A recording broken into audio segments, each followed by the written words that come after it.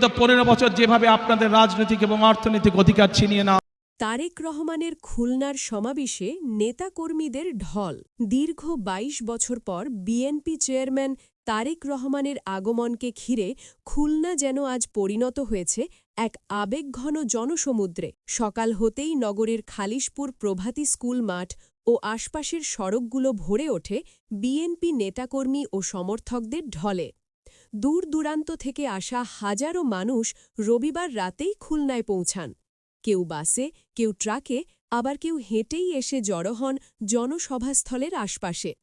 সোমবার সকাল থেকে খণ্ড খণ্ড মিছিল, স্লোগান আর ব্যালার ফেস্টুনে মুখর হয়ে ওঠে পুরো এলাকা।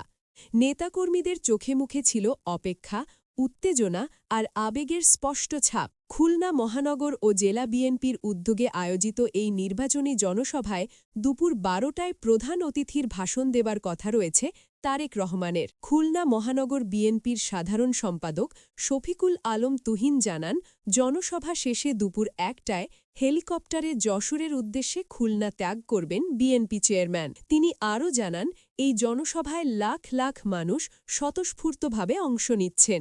এটিকে তারেক রহমানের আগমনকে কেন্দ্র করে খুলনা নগর জুড়ে জোরদার করা হয়েছে নিরাপত্তা ব্যবস্থা।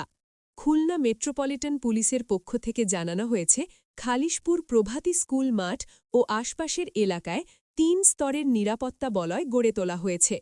আইন শৃঙ্খলা পরিস্থিতি স্বাভাবিক রাখতে মাঠে রয়েছে বিপুল সংখ্যক পুলিশ ও নিরাপত্তা বাহিনীর সদস্য। দীর্ঘ সময়ের অপেক্ষার পর প্রিয় নেতাকে এক নজর দেখতে হাজারো মানুষের এই ঢল শুধু একটি জনসভা নয়, বরং খুলনার রাজনীতিতে এক আবেগঘন অধ্যায়ের সাক্ষী হয়ে থাকল আজকের এই সমাবেশ।